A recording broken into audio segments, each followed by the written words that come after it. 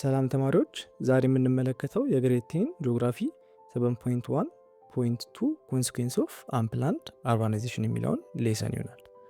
በዚህኛው ሌሰን ከምንመለከታቸው የመጀመሪያው ኮንሰፕት መካከል አንፕላንድ አርባናይዜሽን በሚፈጠርበት ሳለ ኮንሲኩዌንስ ወይም ደግሞ ሪዛልቱ ምንድን ናቸው የሚለውን ሀሳብ ነው ዛሬ የምንመለከተው።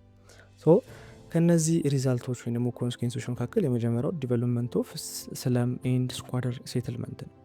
በጣም ጥቅጥቅ ያለ ስለሚሆነ ሴትልመንቶች ሰፈራዎች ይበራከታሉ።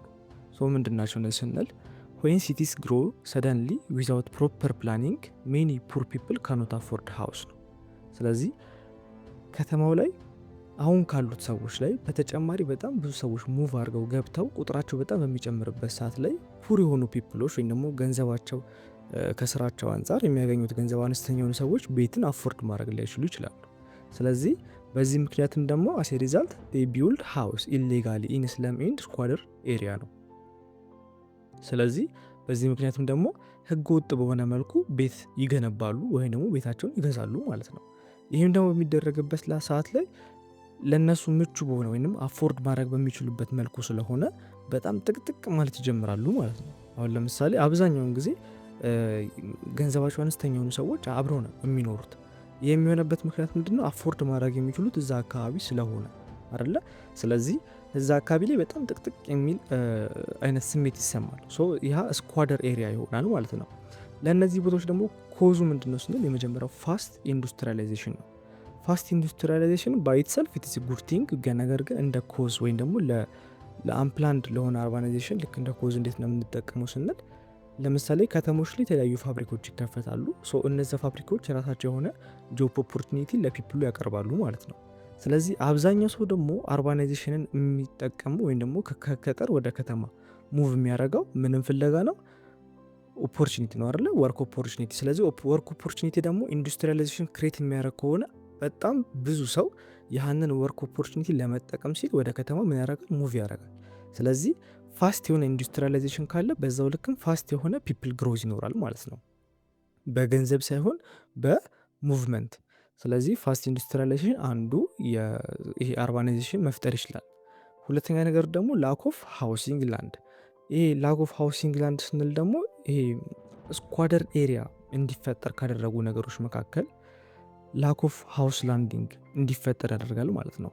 የቤቶች መሬት ማጠር እነሱ ኢሌጋል በሆነ መልኩ ቤቶች እንዲገነቡ ያደርጋቸዋል። ስለዚህ የተለያዩ ቦታዎች ላይ ቤቶች የሚገነቡበት ሰዓት ላይ ከተማው የከተማውን ውበት መሰጥቷል። ሲቀጥልም ደግሞ ይሄ የቤቶችን መሬት የቤቶች መሬት ወይም ደግሞ ለሌሎች ለስራ ሊውሉ የታሰቡ መሬቶች እጥረት ይፈጠራል ማለት ነው። ሁለተኛ ነገር ደግሞ ሜኒ ሩራል ፒፕል ሙቭ ቱ ሲቲ ነው። በጣም ብዙ ሩራል ላይ የሚኖሩ ሰዎች ወይ ደግሞ ገጠር ላይ የሚኖሩ ሰዎች ወደ ከተማው ሙቭ በሚያደርጉበት ሰዓት ላይ ይሄም አንድ ይሄ ስለምን ኤንድ ስኳደር ሴትልመንት እንዲፈጠር ያደርጋል። ሁለተኛ ነገር ደግሞ ሃይ ላንድ ፕራይስ ይኖራል። በጣም ከፍ ያለ የመሬት ዋጋ በሚኖርበት ሰዓት ላይ ሰዎቹ እነዛን ያህንን የመሬት ዋጋ አፎርድ ማድረግ ስለማይችሉ በራሳቸው ኢሌጋል በሆነ መልኩ ቤትን ለመገንባት ይሞክራሉ ማለት ነው። ስለዚህ በዚህ ምክንያት የተለያዩ ሪዛልቶች ደግሞ ኢፌክቶችን ልንመለከት እንችላለን። ለምሳሌ የመጀመሪያው ፑር ሳኒቴሽን ነው። ከውሃ አቅርቦት ብንመለከት በጣም ፑር የሆነ የውሃ አቅርቦት ሊኖራቸው ይችላል። ሁለተኛ ነገር ደግሞ ኦቨር ክራውድድ ነው። ያው ቅድም እንዳወራነው ስኳደር ይሆናሉ። አብዛኞቹ የሚመሳሰሉ ሰዎች በአንድ ላይ አፎርድ ማድረግ የሚችሉትን ቦታ ይገዝተው ይኖራሉ ስንል በዛ ቦታ ላይ በጣም ኦቨር ክራውድድ ይሆናል ማለት ነው። በጣም ቤቶቹ ጥቅጥቅ የማለት ባህሪ ይኖራቸዋል። ሶስተኛ ነገር ደግሞ አንሴፍ ነው። ይሄ ላይፍ ኮንዲሽኑ ራሱ አንሴፍ ነው፣ ሴፍ አይደለም። ምክንያቱም ፑር ሳኒቴሽን ይኖራቸዋል። በሽታ በቀላሉ ሊተላለፍ ይችላል ኦቨር ክራውድድ የሆነ ሰፈር። ስለዚህ ለእያንዳንዱ ነገር አንሴፍ ሊቪንግ ኮንዲሽን ይኖራቸዋል። አራተኛ ደግሞ ኢንክሪዝድ ፖቨርቲ ኤንድ ክራይም ነው። አንደኛ የድህነት መጠን በጣም እየጨመረ ይመጣል። ሲቀጥል ደግሞ ሰው የተሻለ ኦፖርቹኒቲ ወርክ ኦፖርቹኒቲ እናገኛለሁ ብሎ መጥቶ ያንን ወርክ ኦፖርቹኒቲ ካላገኘ ወደ ክራይም ወይም ደግሞ ይሄ የተለያዩ ሰዎችን በመስረቅ በተለያዩ መንገዶች ለመኖር ሊሞክር ይችላል ማለት ነው። ስለዚህ የመጀመሪያው ይሄ ነው። ሁለተኛ ደግሞ ፑር ኢንፍራስትራክቸር ነው። ስለዚህ ዋት ኢዝ ኢንፍራስትራክቸር ስንል ኢንፍራስትራክቸር ባይትሰልፍ ሮድ፣ ዋተር ሰፕላይ፣ ኤሌክትሪክሲቲ፣ ስኩል፣ ሆስፒታል ኤንድ ትራንስፖርት ሲስተም እነዚህን ሁሉ ኢንፍራስትራክቸር ውስጥ እናገኘዋለን ማለት። ስለዚህ አንድ ከተማ ላይ የተለያዩ ኢንፍራስትራክቸር አለው የምንለው ከምን አንጻር ነው? የተለያዩ መንገዶች ሲኖሩት፣ የውሃ አቅርቦቱ ጥሩ ሲሆን፣ መብራት ሲኖረው፣ ትምህርት ቤት፣ ሆስፒታል፣ የተለያዩ ትራንስፖርት ስቴሽኖቹ ጥሩ ሲሆኑ ኢንፍራስትራክቸሩ ጉድ ነው እንላለን። ነገር ግን ኢን ራፒድ ግሮዊንግ ሲቲ ዲስ ሰርቪስ ካኖት ግሮ አስ ፋስት ፖፑሌሽን ነው።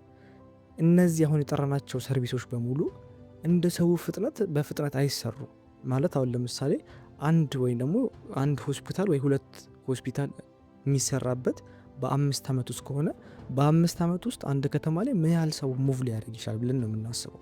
ስለዚህ ለምሳሌ በ2 ዓመት ውስጥ አንድ ሆስፒታል ቢያልቅ በ2 ዓመት ውስጥ ከ100 ሺህ ወይ ደግሞ ከ200 ሺህ ሰው በላይ ሙቭ ሊያደርግ ይችላል ወደ አንድ ሲቲ ማለት ነው። ስለዚህ ፕሮፖርሽናቸው በጣም አንፌር አይደለም። ይሄ ማለት የፖፑሌሽኑ በጣም ይጨምራል፣ የሰርቪሶቹ ደግሞ በጣም አናሳ ነው ማለት ነው። ኢፌክቶቹን ስንመለከት ትራፊክ ኮንጀሽን ይኖራል። በጣም ጥቅጥቅ ወይ ደግሞ በጣም ይሄ የተዘጋጋ አይነት ትራፊክ ይኖራል። ሁለተኛ ነገር ደግሞ ዋተር ኤንድ ኤሌክትሪክ ሾርቴጆች ይኖራሉ።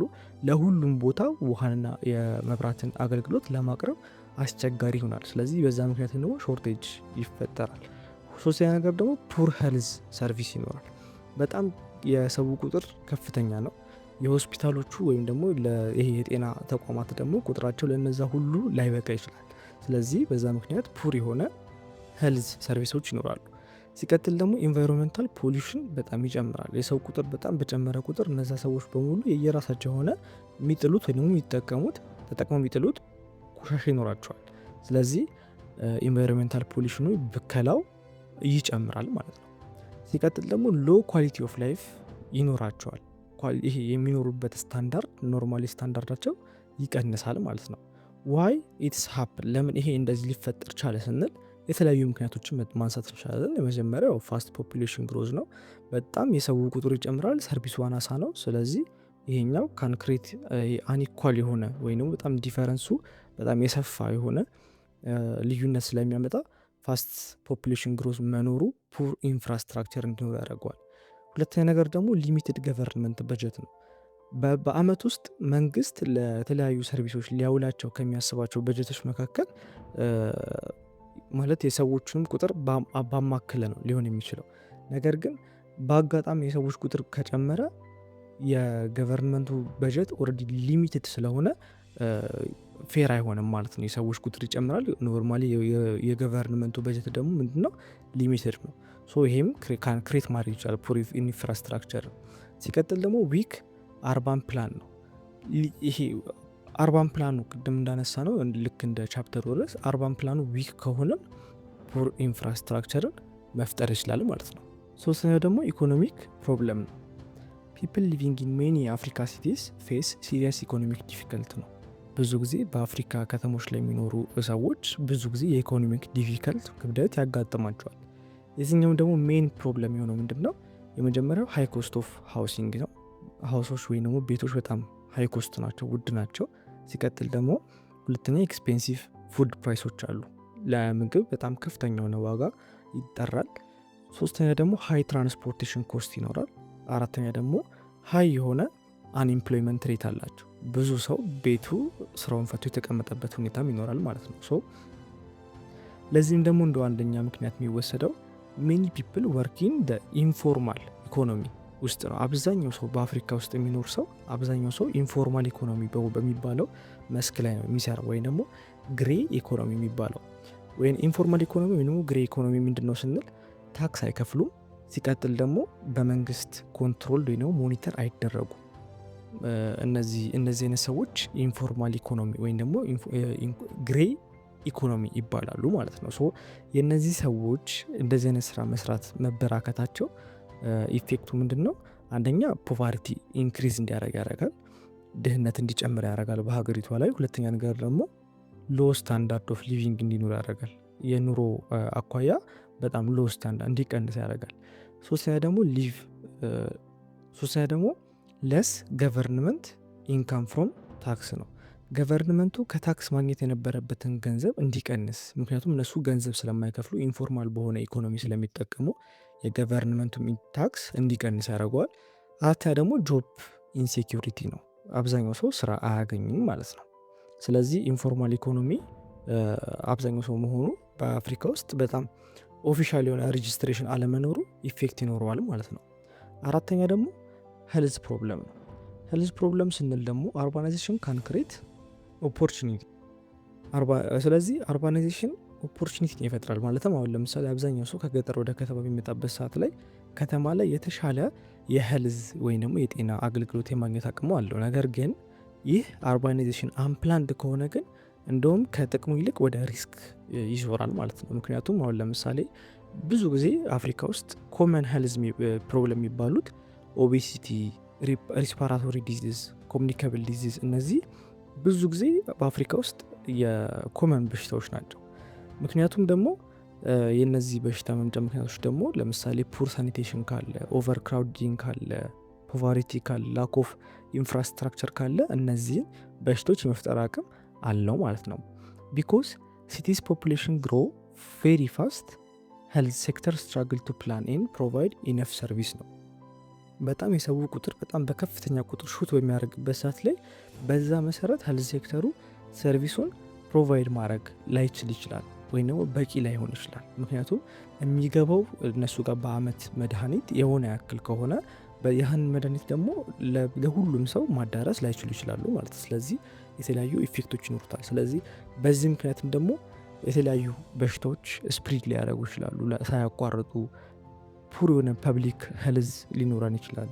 ሲቀጥል ደግሞ ፕሬዠር ኦን ሆስፒታል ኤንድ ክሊኒኮቹ ላይ በጣም ይጨምራል ማለት ነው። በእነሱ ላይ የሚደርሰው ጫና በጣም ይጨምራል። ስለዚህ ሳኒቴሽን በጣም ይሄ ክሊን ዋተር ምንም ከዋተር ጋር በተለይ የተገናኘ ነገር በጣም ቬሪ ኢምፖርታንት ነገር ነው ማለት ነው። ቢኮዝ አሁን ለምሳሌ ብዙ ጊዜ አፍሪካ ውስጥ ካንሰር ምናምን ወይ ደግሞ እንዲህ ከፍ ያሉ በሽታዎች ኮንሰርን አይደሉም። ብዙ ጊዜ አፍሪካ ውስጥ የሚከሰቱ በሽታዎች እንዲህ ተላላፊ በሽታዎች ናቸው። ካንሰር ምናምን ደግሞ ያደጉት ሀገራቶች ላይ ነው ብዙ ጊዜ የሚከሰተው። ለምን ስንል እኛ ጋር ፑር የሆነ ወይም ደግሞ አንፕላንድ የሆነ አርባናይዜሽን ስላለ ብዙ ጊዜ የሚከሰተው ምንድነው እንደዚህ ኮሚኒኬብል ዲዚዝ ናቸው፣ ተላላፊ በሽታዎች ማለት ነው። ባደጉት ሀገር ላይ ደግሞ ነን ኮሚኒኬብል ወይም ደግሞ ተላላፊ ያልሆነ በሽታ ነው ብዙ ጊዜ የሚኖረው ማለት ነው። አምስተኛ ደግሞ ሶሻል ኢንስቴቢሊቲ ነው። ሶሻል ኢንስቴቢሊቲ ስንል ራፒድ ኤንድ አንፕላንድ አርባናይዜሽን ካን ካዝ ቫዮለንስ ኤንድ ሶሻል አንረስት ኢን ሲቲ ነው። አብዛኛው ሰው ከገጠር ወደ ከተማ ሙቭ በሚያደርግበት ሰዓትና ይሄ ሙቭ የሚያደርግበት ስፒድ ራፒድ ከሆነ ከተማ ውስጥ ቫዮለንስ ይኖራል። ሲቀጥል ደግሞ ሶሻል አንረስት ይኖራል ማለት ነው በከተማው ላይ። ምክንያቶቹም ደግሞ ዋይድ የሆነ ኢኒኳሊቲ አለ። ሀብታምና ድሃ በሚባል በጣም የተከፋፈለ ሰፊ ጋፕ ስለሚኖር ያንን ለመቀነስ ሲሉ ብዙ ሰው ጠዋትም ማታም የመስራት አቅም ይኖረዋል። ሁለተኛ ነገር ደግሞ ኮምፒቲሽን ፎር ሊሚትድ ሪሶርስ ላይክ ላንድ ኤንድ ሃውሲንግ ነው። አብዛኛው ነገር ሊሚት ስለሚኖረው ለዛች ሊሚትም ደግሞ ውድድር ይኖራል ማለት ነው። መሬቱንም ለማግኘት ቤቱንም ለማግኘት በጣም ኮምፒቲሽን ይኖራል። ሶስተኛ ነገር ደግሞ ዊክ ሎ ኢንፎርስመንት ይኖራቸዋል። ፑር ሲቲ ገቨርነንስ ይኖራቸዋል። ሃይ ፖፑሌሽን ዴንሲቲ ይኖራቸዋል። ላክ ኦፍ አፎርደብል ሃውሲንግ፣ ሌሎችን መጥቀስ ይቻላል። እነዚህ በሙሉ እንደ ኮዝ ማንሳት ይቻላል ማለት ነው። ሶ ኢፌክቶቹ እንደነዚህ ሁሉ ኢፌክት ምንድን ነው ስንል ኢንክሪዝ ኢን ክራይም፣ ለመጀመሪያው ኢንክሪዝ ኢን ክራይም ነው። በጣም ወንጀል በጣም ይበዛል፣ ይበራክታል። ቢኮዝ ዜር ኢዝ ኖ ጆብ፣ ዜር ኢዝ ኖ ይሄ ኢንፍራስትራክቸር። ስለዚህ ሳይወዱ በግዳቸው ወደ ስርቆት ወይም ደግሞ ወደ ተለያዩ ማጀራት መምታት ወደዛ ነዛ ይመራል። ስለዚህ እነዚህ በሚበራከቱበት ሰዓት ላይ የመጀመሪያ ኢፌክት ይኖራል ማለት ነው። ክራይም ሲናችን እየጨመረ ይመጣል። ሁለተኛ ነገር ደግሞ ቫዮለንስ ኤንድ ኮንፍሊክት ነው። የተለያዩ ጸቦች፣ የተለያዩ ግጭቶች ይበራከታሉ። ብሬክዳውን ኦፍ ሎ ኤንድ ኦርደር ነው።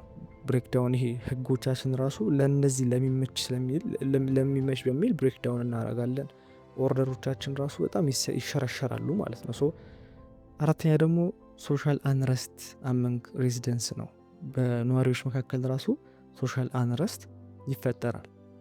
ሶ ዌን አርባም ፑር ፒፕል አር ኔግሌክትድ ኤንድ ካኖት አፎርድ ሃውሲንግ ሶሻል ኢንስቴቢሊቲ ቢካም ወርስ ነው። ስለዚህ ድሃ ፒፕሎች ወይም ደግሞ ገቢያቸው አነስተኛ የሆኑ ሰዎች ቤትን አፎርድ ማድረግ የማይችሉ ከሆነ ወይ ደግሞ ከሌሎቹ ይሄ ሀብታምና ድሃ ተብሎ ተገለው ኔግሌክት በሚደረጉ ከሆነ ሶሻል ኢንስቴቢሊቲ ሞር በቃ የከፋ የሆነ ነው የሚመጣው። ቢኮዝ ክራይም ሲናችን ከፍተኛ ይሆናል፣ ኮንፍሊክቱ ከፍተኛ ይሆናል፣ ዲስኦርደሩ ከፍተኛ ይሆናል፣ አንረስቱ ራሱ ከፍተኛ ይሆናል ማለት ነው። ኢትዮ ኮንሰፕት ሴንተር የእናንተው ምርጥ ቻናል